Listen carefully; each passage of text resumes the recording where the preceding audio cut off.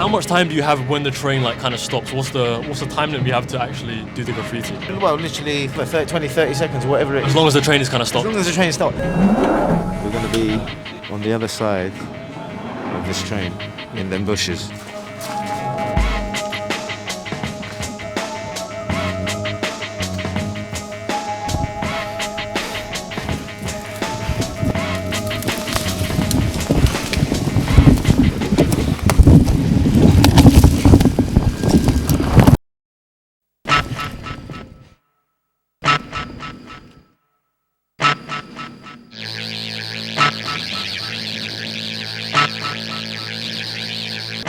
I'm Mr. Zonk. I'm a London graffiti artist. I started writing in the 90s, the mid-90s. Then I must have stopped for like 15 years. How come? In all honesty, I got into drug dealing.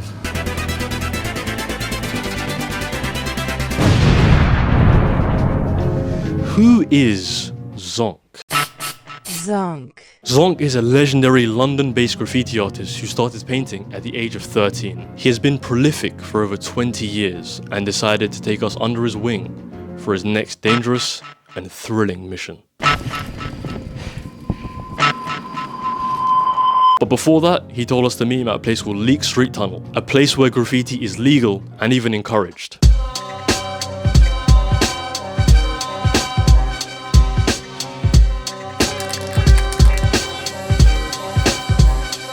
What are you doing here today? What's happening? We're really here with a load of friends, quite a few of us. Most of them are from like West London, and we're doing like a little memorial thing today because our pal died last year and he used to write lame. And today is his birthday kind of thing, innit? So it's a little something, a little memorial thing, and everyone's just doing his name and all that, you know, just we don't forget our peoples, you know? The details of Lame's death were not disclosed to me, but I was told off camera that it was train related. I think now would be a good time to talk on the danger of illegal graffitistry. From tagging trains to climbing tall buildings, some artists don't have the fortune to tell their last story. It's no accident that the term heaven spot exists in the graffiti scene, a term used to describe dangerous spaces for tagging, because if you fall, you're going straight to heaven. Well, my pal died last year, passed away. Good pal, man, one of the best. And fucking obviously like got us all, we was all together anyway, we was going out regular things like this. Yeah. And but when he passed away, like I say, he was one of the best guys. Fucking very sad, brother, still all grieving, so. We're remembering the human being. Yeah. You know, he had 3 daughters and that, you know? Wow. Yeah, so it's the reality of this thing, you know? To people who maybe don't understand graffiti artistry, what is like the reason why people do it? I think it's that freedom, getting out, like fucking against rebellion, like being rebellious. What do you normally use for equipment and stuff? This is what we use. This is one of the best brands on the market. Luke spray paint, it's Italian. They paint really good quality stuff. So a telescopic ladder's always good. You can carry them around quite small and you can get up high with them. So it's easy access. That spray cans and that's about it really. The mask and you're good to go. How much paint do you think something like this will use? Well, I bought 40 quid's worth. Okay. It's like 8 tins. They're about £4 each. And how did you get into graffiti artistry? What was your aim? It's just part and parcel growing up. Everyone used to have a tag. Mainly just going out of the area, but trying to make money, and just along with the alcohol and the damage and everything else, just went part and parcel. Do you know what I mean?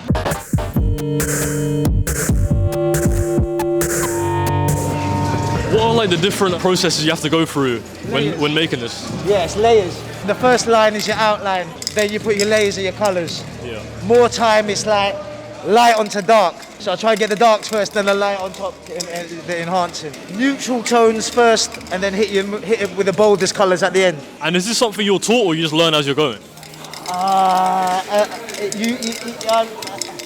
Both.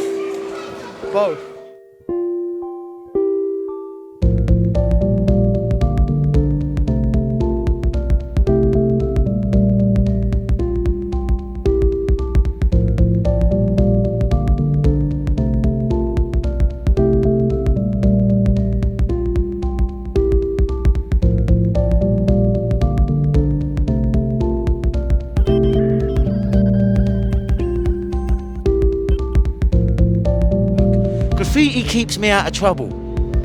You know, that's the way I see it. It's a very pure. It's the best subculture. What about to the people that will say graffiti is trouble? It's perspectives. It's perspectives. I mean, I don't know. If you're super straight and don't do nothing by nothing and your proper job's worth, and yeah, but it's 2024 now. It's a different world. There's a lot of bad shit happening on the streets. Bad shit happening, you know, in urban environments. So if we can persuade someone to pick up a spray can instead of a knife, instead of a gun, instead of a syringe, I've done my job then. I'm Mr. Zonk. I'm a London graffiti artist. I started writing in the 90s, the mid 90s. Yeah, and I got quite famous in it. Like I got quite prolific before the internet kind of thing, you know. Yeah. Mid to late 90s. That was my era.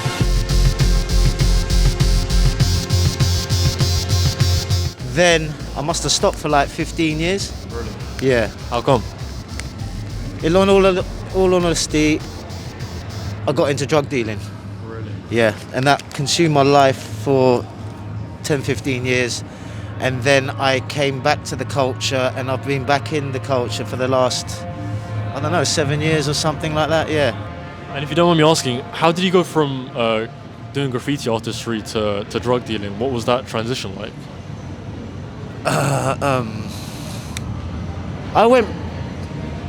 I literally went to prison. I got a 4-year sentence when I was 20 years old. I did 2 years, 10 months out of it. I went in a graffiti artist and I came out a crack dealer. I'm 20 years old, 21, I'm young, I'm impressionable. When you go into prison, it's not full of graffiti artists. There is no graffiti artists. It's full of crack and heroin dealers. Man them, you know, making fast money. I'm living in that environment for another 3 years. Of course it's going to influence me. Of course I'm going to look at things, actually, you know, I'm not really getting paid doing graffiti. I'm getting over £1,000 a day. You know, so it's a common thing. It's a thing in urban culture, isn't it? That seduction of fast money. Because once you get into that, blimey, it's addictive. So this is addictive as well, but this is a pure addiction. It's a nice addiction. It's, you know, encouraging you to stretch your talent and push your skill boundaries. Mind if I ask, you know, when you went to prison, was it because of graffiti artistry? The first time I went into jail, I was with someone and violence. It was violence. Oh. It was a fight broke out and something happened to someone and then I come out, like I said, I was a crack dealer and then I just went country, OT. I mean, it's probably going to be a dumb question, but what was that like? You know, what was it like to be a crack dealer? I'll tell you where the similarity is with being a prolific graffiti artist. You get mad love, but I'm getting love from drug addicts. It's not real love. Of course, they'll love anyone who's got the food. Do you know what I'm saying? It's not real. Whereas if you get love in an art culture, graffiti culture, whatever, they're loving you for a good reason. They're respecting your work. They like your work, and it's intoxicating. It's addictive. Is it more addictive to do the illegal stuff more than maybe some of the legal stuff here? What would you say is the one that really grips you? It's all about the illegal. Yeah, it's all about the illegal.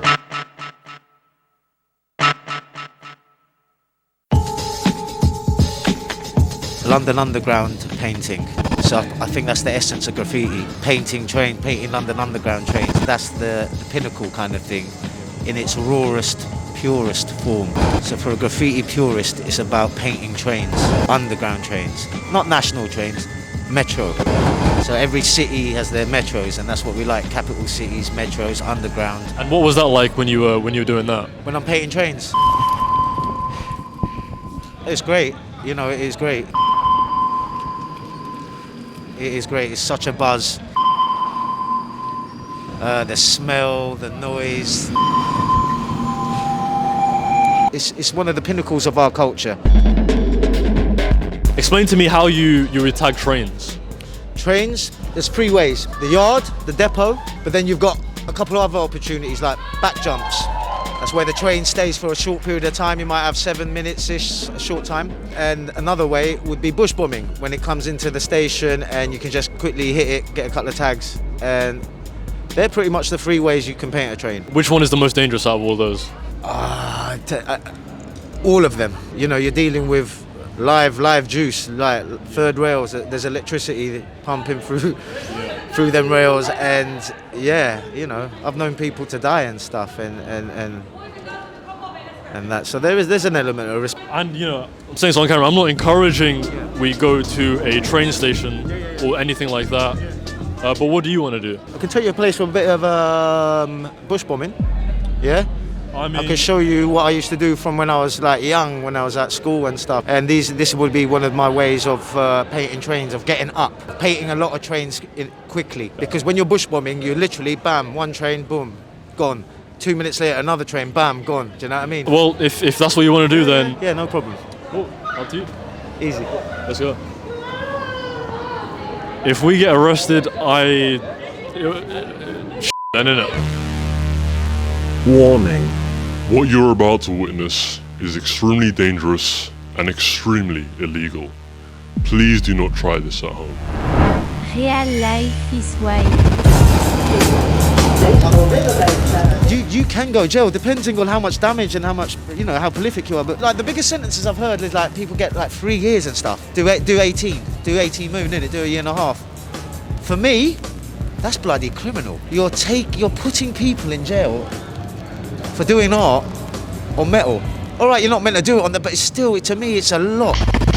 How much time do you have when the train like kind of stops? What's the time limit you have to actually do the graffiti? Well, literally 30 seconds, whatever it is. As long as the train is kind of stopped. As long as the train stopped. You know, there was another tactic that we used to use. We used to have someone on the platform that used to just make the train stay, delay even longer, like put his foot in the doors. Yeah. And you can do that if you want to really take the... We're going to be on the other side of this train, in them bushes, hence the name bush bombing. That is the way to go through. Give me some history from this station. This is where you used to do it, you said. I went to school around here, not far from here, yeah. And where are you for the viewers watching? Well, we were in northwest London, Brent Cross. So I went to school just on the other side of the North Circular. So literally it was like 10 minutes from here. On my lunch breaks even, we used to come here and bush bomb if we had a free period or something like that. Or if we were just blatantly bunking.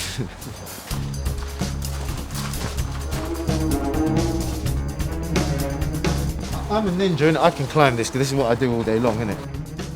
What's going to be your route to climb this? Yeah, as you can see, just get up there, foot on the barb and just jump down basically. But yeah, these are the kind of things that you have to do to get into certain places. You know, you can make it easy by cutting a hole and stuff like that, but we're not doing that and we're not taking time, you know what I mean? How do people react when they're on the train and they see you spraying? You've got to crouch down to it, you know, don't just be, try and be... Inconspicuous. That's the one, brother.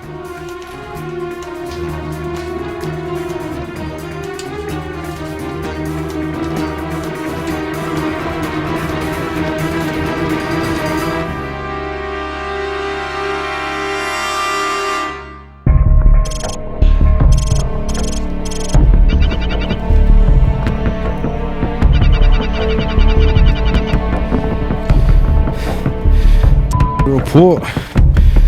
Cool.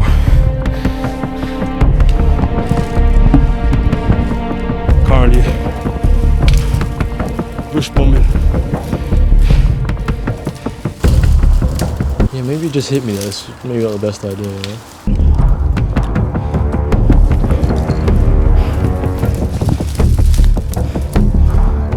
Look at these. You feeling it, Look at this fit. It's Primark, brother. Primark trousers. Yeah, they're quite nice.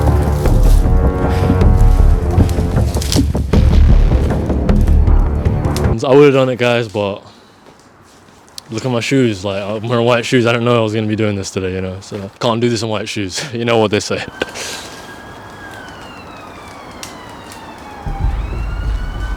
Yeah, keep it low. There's no chances for that. Hearing sirens, man. So we just heard like a bunch of sirens nearby. We don't know if it's just because it's Brent Cross and this is basically the hood, or if this is because... Yeah. Try out that push as well when you press this. Yeah. Is it now, yeah? I think they're doing it. They're doing it. Things happening. I can hear them.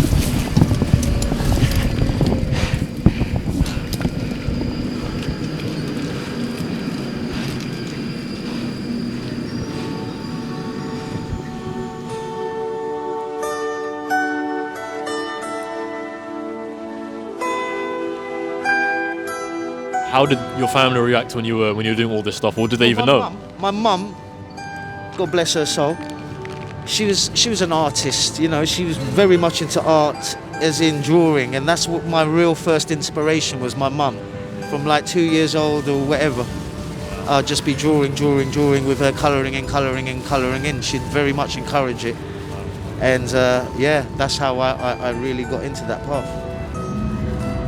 Did she ever know you did this type of stuff, or was it kind of kept on the down low? Yeah. So obviously after X amount of years or whatever, you know, it's just you got too much energy, you're blowing up, people talk about you and stuff in it, rare. So, but the irony is this. I think my mum died a few years ago. Oh, sorry. No problem, it's fine. It's just natural causes. Yeah. So she, maybe about a year, 18 months before she died, she's, you know, she must have, I can't remember, she was in a situation where there was a policeman, so this is the irony. So I've had a lot of, you know, comings and goings with the police. But one of the police spoke to her when they found out her second name.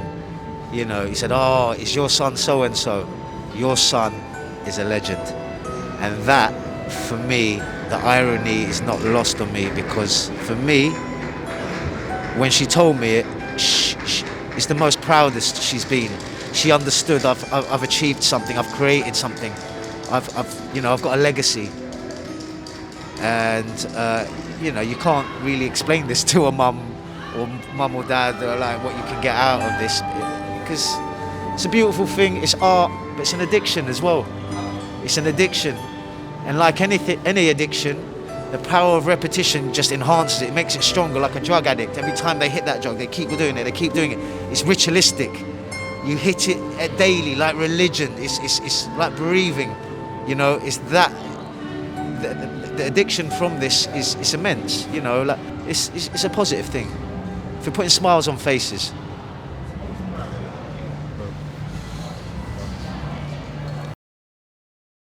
Oh, there. I see them.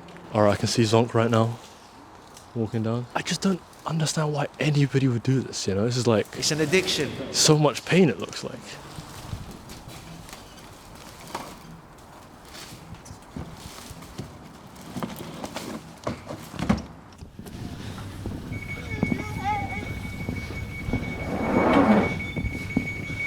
How was that like? What was the feeling? Yeah, brilliant. Proper adrenaline rush. Sick. Buzzing. And I've cut myself a couple of times. Yeah. But all these things are part and parcel of what we do, innit? Look, if a train comes every 2 minutes, boom, put that train. Next, boom. We used to stay there and we see our train come back. So it's gone all the way to South London, Morden, and then all the way back, yeah. And that's where you know you've got most of the ones running that day. And then what did you tag on it? Was it your logo? What was it? What did I write? On the train, what did you put on it? You've seen it? I'll see it? Yeah, you'll see it. Okay. What was it? You're gonna have to wait and see. Wait and see, innit?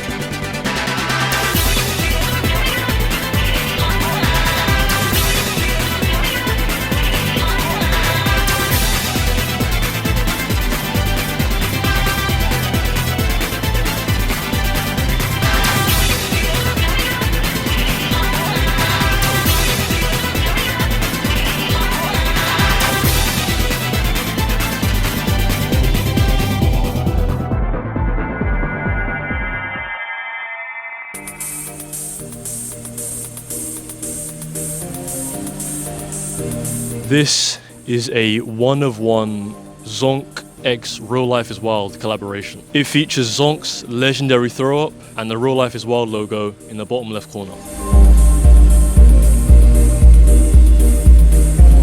I love the tiger stripes and even the claw that goes over the Real Life is Wild logo. It really is something to marvel at. What do you think of it? It's a good design. You like it? Yeah, I like it. Yeah. It's a nice, looking nice. Like It's it, so yeah? attractive, yeah. Would you tell them to buy it, the people watching? Yeah, buy this product. It's a good one, yeah. Thank you very much. Thank you. Thank you. Nice to meet you. So yeah, it's a very attractive piece. The colors really pop out, especially in real life. Like I said, this is a one-of-one piece. Once it's gone, it will never be made again. If you want to bid to buy this, go to the link below and you'll have the chance to maybe hang this on your wall and be a very lucky person.